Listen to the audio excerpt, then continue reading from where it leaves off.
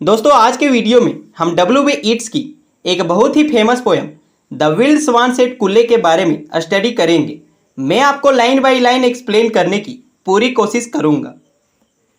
The trees are in their autumn beauty, the woodland paths are dry. पतझड़ का मौसम आ गया है और ये जो पेड़ हैं इनके पत्ते पीले होकर गिर चुके हैं। साथ ही जंगल में बने ये रास्ते काफ़ी ज़्यादा सूख गए हैं जो इन पत्तों के कारण है। Under the October twilight the water mirrors a still sky. अक्टूबर की इस शाम में यहाँ का जो पानी है वह एक शांत और ठहरे हुए आसमान को दिखाने का काम करता है। Upon the brimming water among the stones are 9 and 50 swans.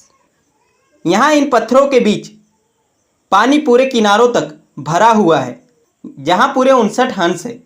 यहाँ पोएट ने स्वान्स के नंबर को ओढ़ लिया है। हमने हमेशा हंसों को कपल के रूप में देखा है, बट यहाँ एक हंस एक्स्ट्रा है जो कि सिंगल है। ईट्स ने इसका यूज अपनी लाइफ को बताने के लिए किया है क्योंकि उनका भी मानना है वे अपने लाइफ में सिंगल रह गए हैं। उन्हें सब कोई छोड़कर चले गए हैं, जैसे कि इस सिंगल हंस को छोड़कर उसका कंपेनियन कहीं चला गया है। The 19th Ottoman has come upon me since I first made my count. जब मैंने इन्हें पहली बार काउंट किया था उससे लगभग 19 साल बीत चुके हैं। ये मेरा 19वां वसंत का महीना है जब मैं यहाँ इन हंसों को देखने आया हूँ। आई saw before I head well finished all suddenly mount. मैं इन्हें देख रहा था और गिन ही रहा था, तभी ये सारे हंस अचानक से उड़ने लगे। And scatter wheeling in great broken rings upon their clamorous wings. और ये सभी आसमान में एक टूटे हुए अंगूठी के सिरे जैसा शोर करते हुए अपने पंखों को हिलाकर गोल गोल घूमने लगे। दोस्तों आपने बर्ड्स के फ्लॉक को ऐसा करते हुए देखा होगा। जब ये सारे झुंड में होते हैं तो ये गोल गोल आकृति बनाते हैं। I have looked upon those brilliant creatures and how my heart is सोर। मैंने इन ब्रिलियंट क्रिएचर्स मतलब कि इन शांत और सुंदर हंसों को देखा था और मेरा हृदय काफ़ी ज़्यादा दुखी है। All is changed since I hearing at twilight the first time on this shore. जब मैंने पहली बार इस झील के किनारे इन हंसों को देखा था, उसके बाद जब मैं 19 साल बाद यहाँ दोबारा आया हूँ तो सब कुछ बदल चुका है। The bell beat of their wings above my head trod with a lighter tread. जब मैं 19 साल पहले आया था तो मैं यहाँ हल्के फुर्तीले कदमों से चला करता था।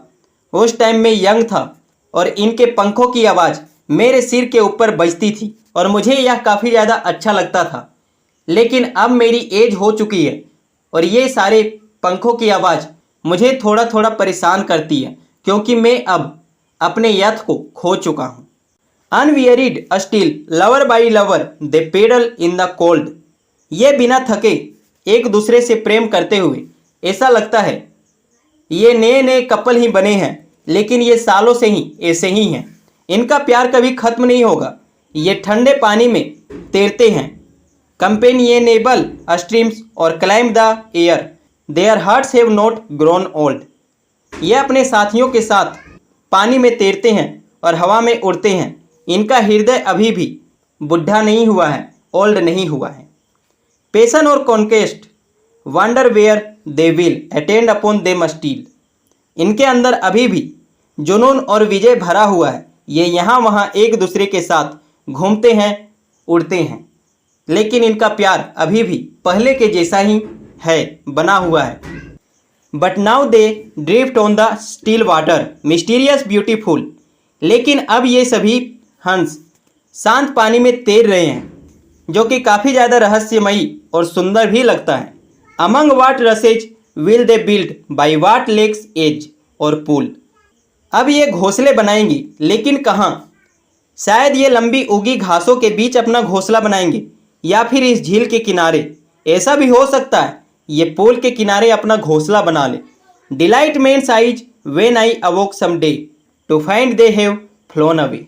जब मैं किसी दूसरे दिन जगूंगा तो ये सारे पक्षी अन्य लोगों दूसरे लोगों को खुश करते हुए नजर आएंगे क्योंकि मैं अब बुजुर्ग हो चुका हूँ, तो अब ये नए जोड़े को खुश करते हुए नजर आएंगे। और बाद में ये दूर कहीं उड़ जाएंगे। दोस्तों, यहाँ फ्लोन अवे वर्ड का यूज पोएट ने अपनी ओल्ड एज को दिखाने के लिए किया है, क्योंकि उनकी युवावस्था और सुंदरता दोनों अब समाप्त हो चुकी है, वे ओल्ड हो चुके हैं। उनका मानना है अब इन हंसों को किसी दूसरे यंग पीपल को, यंग कपल को खुश करना चाहिए, इंटरटेन करना चाहिए, क्योंकि अब ये ओल्ड हो चुके हैं।